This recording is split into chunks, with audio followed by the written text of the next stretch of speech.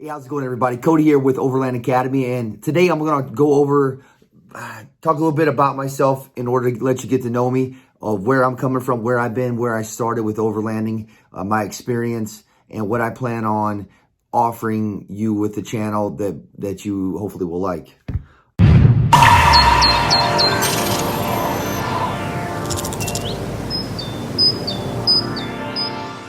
I mean, I'm a kid. I'm a country boy that grew up in Arkansas, raised in swamps. And one of my first trucks was a '79 Chevy Stepside with 4017 Gumbo Monster Mutters. It was like half camouflage, half not. I spray painted myself.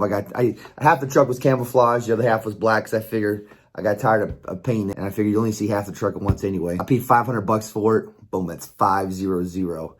That was a rad rig. I really liked it. It had a bean bag for a middle seat. So anyway, that was the beginning of my off the pavement vehicles. After that, I ended up joining the Marine Corps straight out of high school. I got assigned to an LAR unit, which was LAVs. So I don't know if you've ever seen an LAV, but LAV looks like this. I mean, it was the luckiest job to ever get because it was a freaking good time. So being an 18-year-old kid driving one of those, and I've been an LAR ever since. I got to go to across a big overlanding trip in Iraq from Kuwait all the way up to Crete. And I got to do another overlanding trip across Afghanistan. That was a good time. And in the process of doing all those things, I mean, I've been able to complete at least 100 recoveries.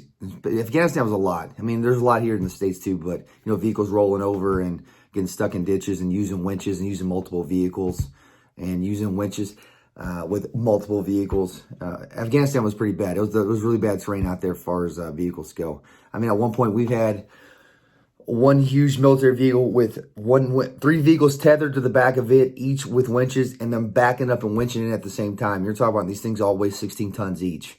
And it's the middle of the night, and other than my initial instructions, coordinate with a flashlight, it's really all we had to do. So we use the big fiber ropes like you've seen in other videos. We use those for a lot of little snatches to get the people out of things. Those work really well. And just, some traction pads. We've used those over the years too. I mean, those are really good pieces of gear. Another thing I got to go to Mexico for a year and work down with the Mexican Marines. We did land nav, navigation, some TCCC, the medical stuff, patrolling, some room clearing, that type of thing. It was a really good time down in Mexico. Working with the Mexican Marines, a real great group of guys. Didn't speak any Spanish going down there. I had to learn, yo necesito aprendiendo, but it worked out great. A couple guys down there spoke a little English and I spoke a little Spanish, so together we made it fit. Ahí está, por ahí está, y cruza. Ve, se te movió, ¿no? Y el punto donde fue.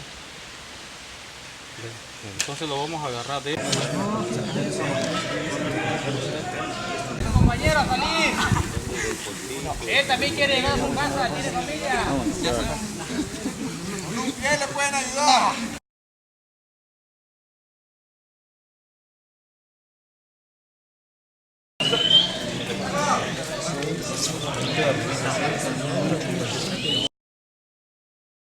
Yeah, it was a really good time. So you take all that, so that's 20 years, so that's 4.5 years on active duty. So after I got back from Iraq, I got out and I went back in the reserves. So then I went 4.5 years on active duty, went back in the reserves. And I love doing, I love being outside. So that's how I got into overlanding about 15 years ago. It really is, it's essentially my military job. I just do it now on the civilian side for fun, except there's no bombs in the dirt and no one's shooting at me yet. There's some bears though. I've had a bear before. That was about the closest I can, almost like having somebody attack us, was a bear. But yeah, and I started with my old Disco 2 Land Rover. Me and a buddies, we used to go out to Santiago Peak, the same stuff like, everybody starts out on.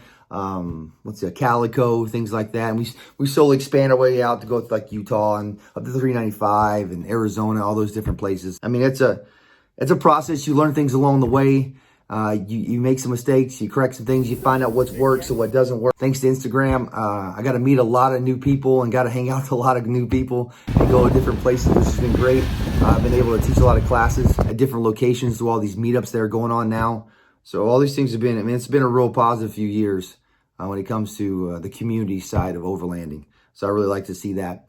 My main thing is always, I like people to enjoy the outdoors, have fun, explore.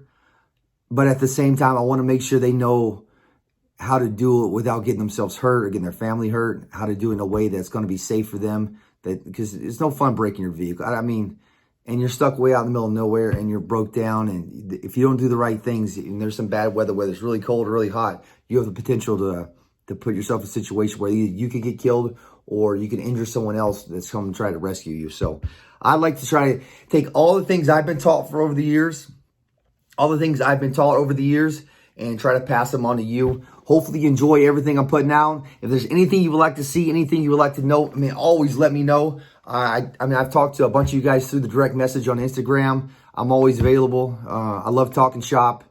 Anything outdoors, I'm down for. So this year is going to be a lot of tutorials, a lot of different products, and then I'm mixing some of my trip stuff, showing some places I go. I mean, so this year, my channel is going to be dedicated to trying to pass on the information that was passed on to me and pass it on to you. As always, I appreciate you watching. I appreciate you tuning in. And stay safe. Always be prepared. And if you see me, say hi. Later, guys.